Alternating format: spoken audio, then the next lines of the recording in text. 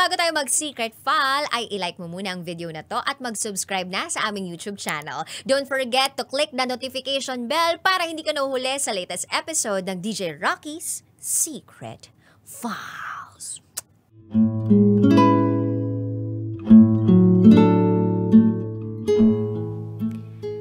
And now, it's time for DJ Rocky's Secret Files with Joe.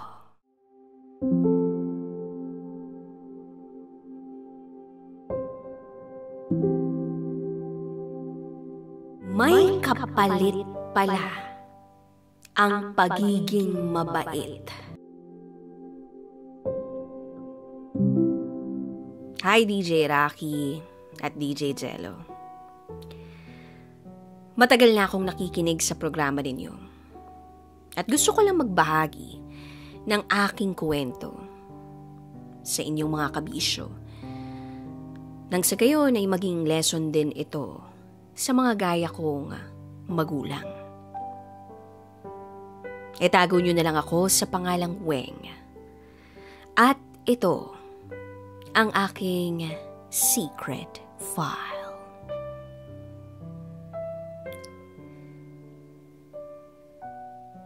Meron akong asawa. Itago natin siya sa pangalang Paul. Pareho kaming nagtatrabaho sa opisina. Nasa probinsya ang mga magulang namin at mga kaanak namin. At kami lang ang nasa Maynila. Meron kaming 6-month-old na anak, si Baby Celine. At dahil pareho kaming abala, napagpasyahan namin kumuha ng yaya. Naganap kami sa kakilala. Meron akong isang kaopisina na merong namamasukang kasambahay. At sabi raw nito sa kanya, may kilala raw ito na gustong mamasukan bilang kasambahay. So referral, sakto, kailangan ko na talaga ng yaya that time dahil papasok na ako sa trabaho at tapos na ang maternity leave ko. Dito na dumating si Lourdes. Tahimik, magalang at masipag. Hindi masyadong bata at hindi rin katandaan. Sa una wala naman ako masabi. Maalaga siya sa anak naming si Baby Celine. Laging nakangiti. Nakikipaglaro sa anak namin. At maayos sa gawaing bahay. Pakiramdam ko ang swerte-swerte namin sa kanya. Hindi tulad ng ibang mga kuwento tungkol sa mga yaya na naririnig ko mula sa ibang mga tao.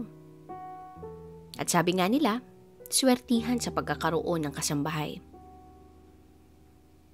Nache-check ko sila ng anak ko sa CCTV sa sala namin.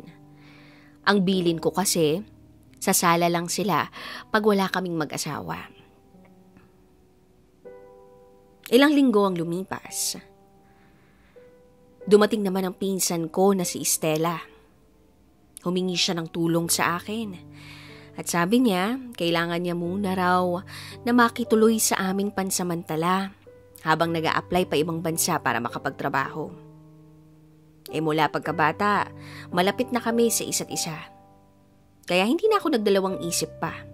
Pumayag ako na manirahan muna si Estela sa bahay namin. Total may guest room naman kami. Pero hindi ko alam na doon pala magsisimula ang gulo.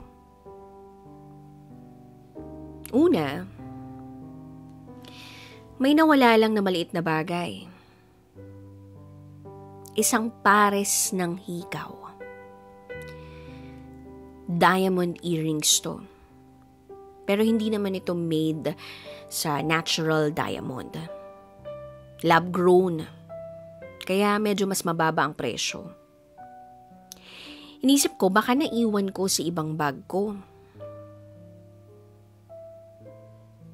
Then kinabukasan, hinahanap ko pa rin.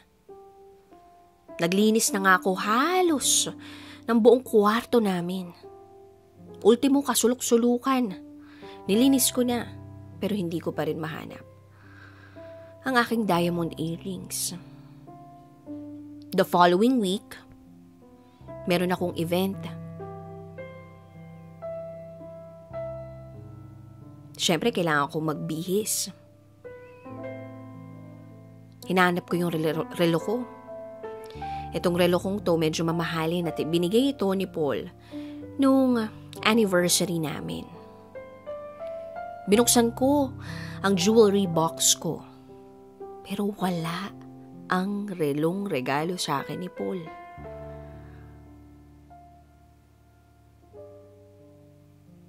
Sinabi ko yun kay Paul. Napaisip kami pareho.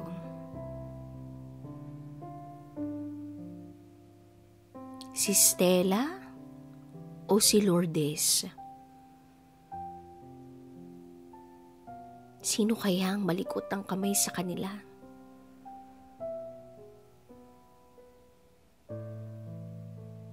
Simula nun hindi na ako mapakali.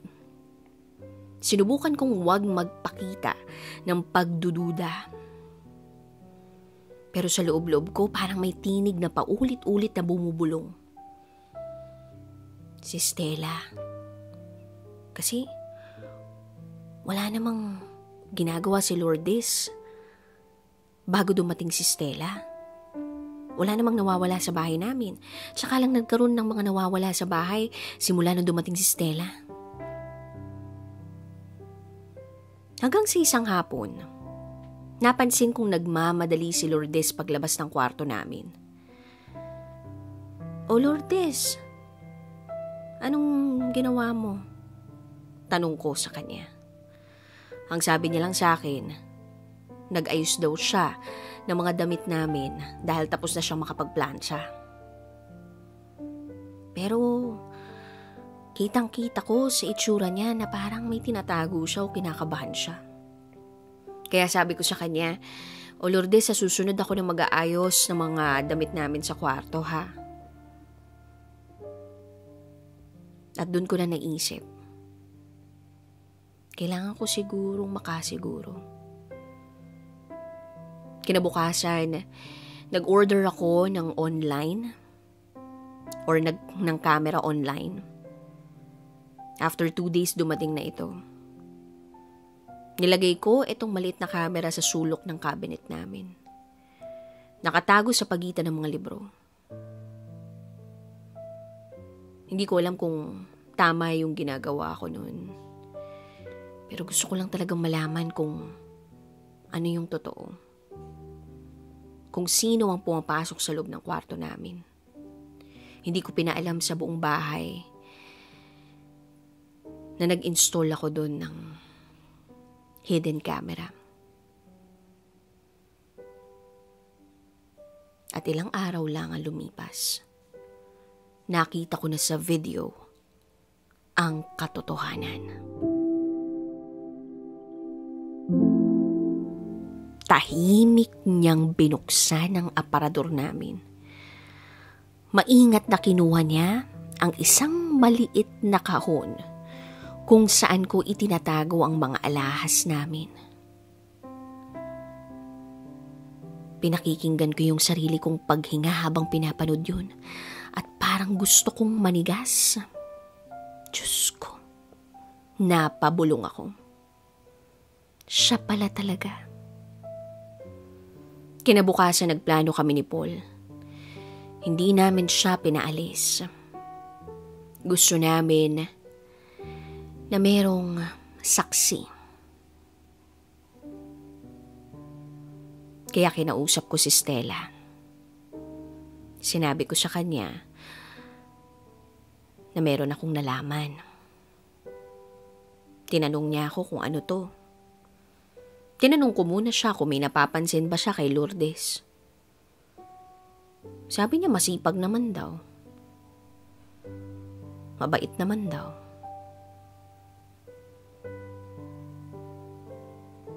Pero dito ko na sinabi sa kanya ang nakita ko sa CCTV. Nabigla siya sa sinabi ko. Hindi rin siya makapaniwala.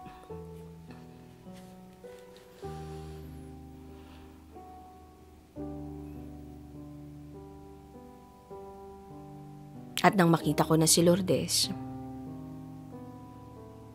dito ko na sinabi sa kanya na kailangan ko siyang kausapin. Sinubukan kong maging kalmado. Sabi ko, may lilinawin lang ako, Lourdes.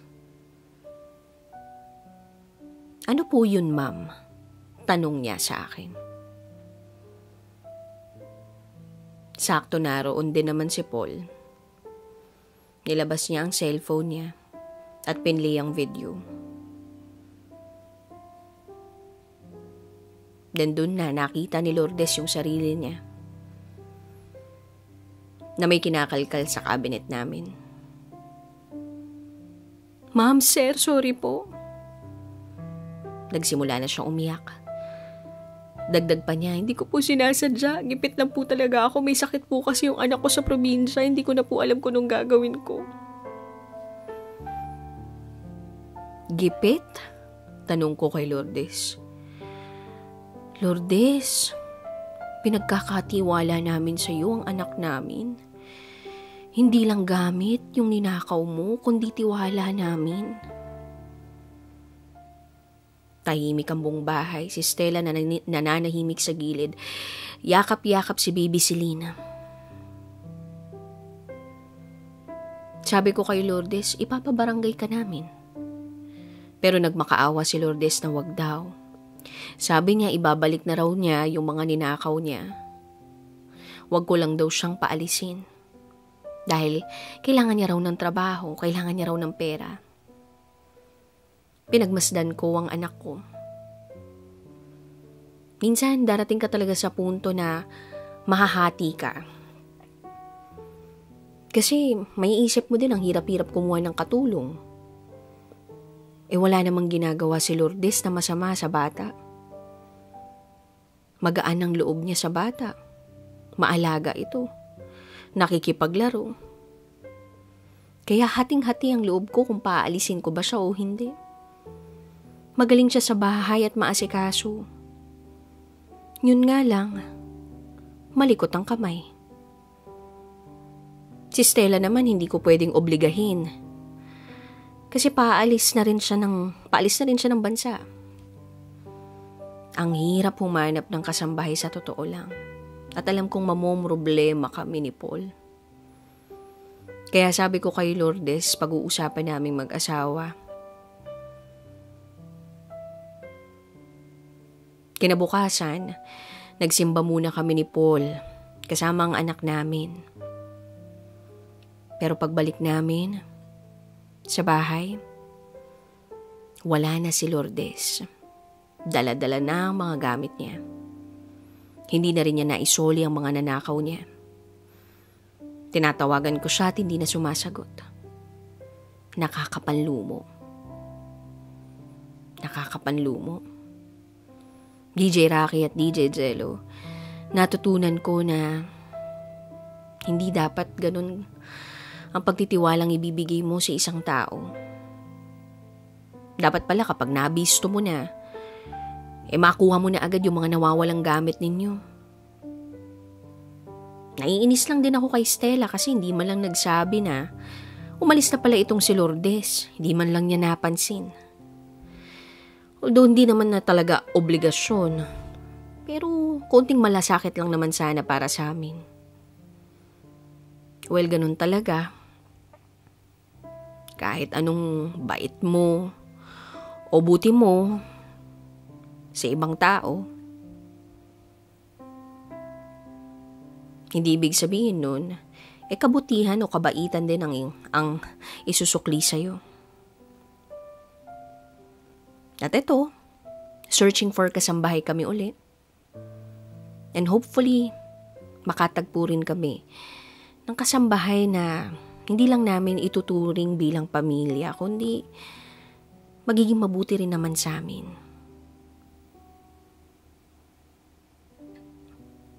Okay lang kahit hindi ganun kagaling. Basta hindi lang sisirain ang tiwala namin. Hanggang dito na lang po, DJ Rocky and DJ Jello. Muli, ako si Weng. At ito, ang aking secret file.